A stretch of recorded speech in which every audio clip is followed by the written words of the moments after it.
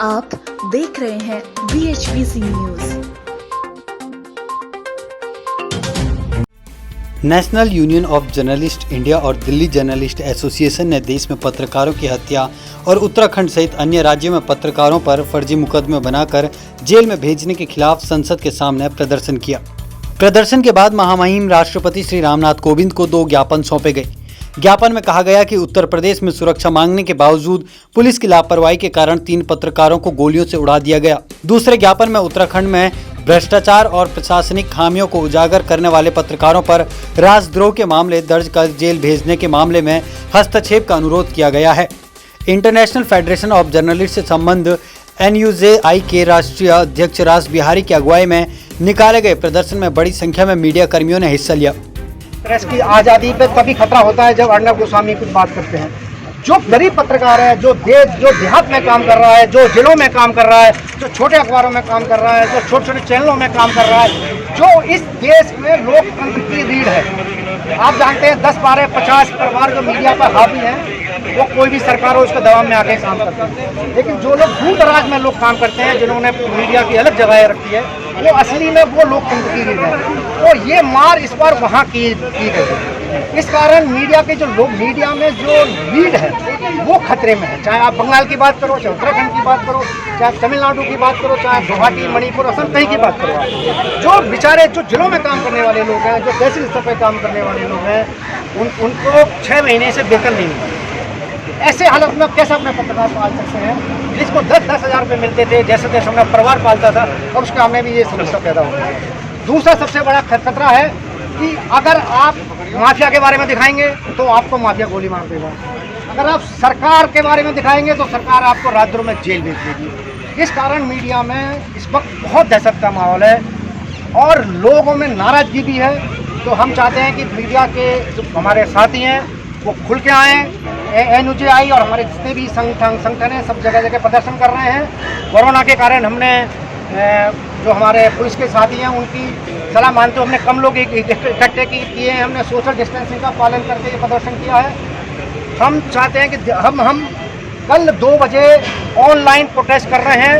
पूरे देश में ऑनलाइन प्रोटेस्ट किया जाएगा। हम सोशल मीडिया पे लिंक भेज रहे हैं, आप उस लिंक से जुड़ें और इस धरने में शामिल होकर पत्रकारों की आवाज़ को बुलंद करें।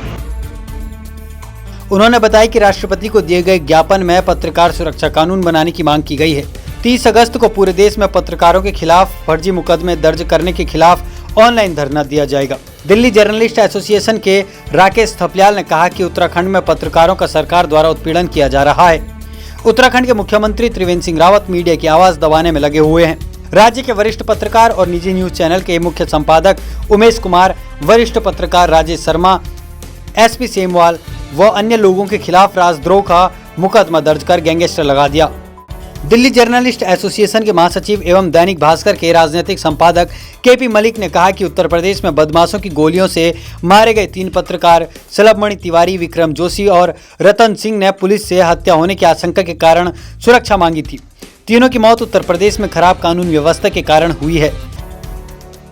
देखिए, जिस प्रकार से पत्रकार अपनी जान पर खेलकर सच्चाई को सामने लाता है, आप जानते हैं कि तमाम प्रदेशों की सरकार के कुछ जो नेता होते हैं, कुछ ब्यूरोक्रेट्स होते हैं, वो कहीं न कहीं इस तरह की चीज़ें करते हैं। जो चोरी करने की बात हो या कोई दूसरी चीज़ें हो, पत्रकार उस सच्चाई को जब सामने लाता है तो उससे उनकी उस पर खतरा होता है, उनकी चोरी सामने आती है, जनता के सामने आवाज़ आती है। तो कहीं ना कहीं उस आवाज़ को दबाने के लिए पत्रकार की या तो हत्या कर दी जाती है।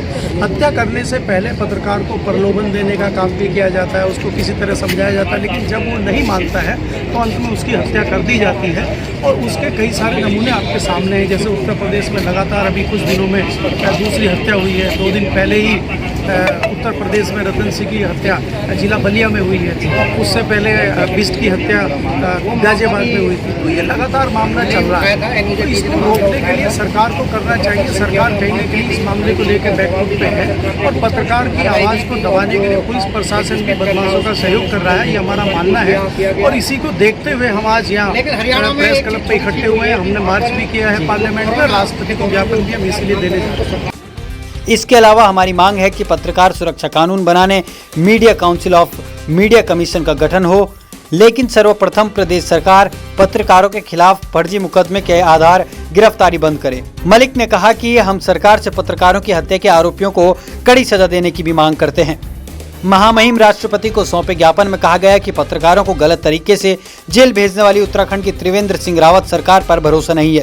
कोरोना काल में अगर आप बार बार हमारा हर सरकार से, हर प्रशासन आपको काम नहीं करने देगा। अगर आप प्रधानमंत्री, राष्ट्रपति, हर मुख्यमंत्री से यही है, चाहे वो उत्तराखंड का हो, चाहे वो क्या हो, सरकार आपको राज्य में बंद कर देती है। पत्रकारों की सुरक्षा दी जाए। वो भी इसी भारतवर्ष का अंग है, वो भी इसी देश के निवासी हैं, उनका भी परिवार है, उनके घर भी रोजी रोटी का मसला है। तो ये बहुत ज़रूरी है कि अगर राजनीतिक लोगों को अपने लिए सब काम करने ज़रूरी है, तो उसी तरह से पत्रकारों के लिए भी उनको सोचना चाहिए।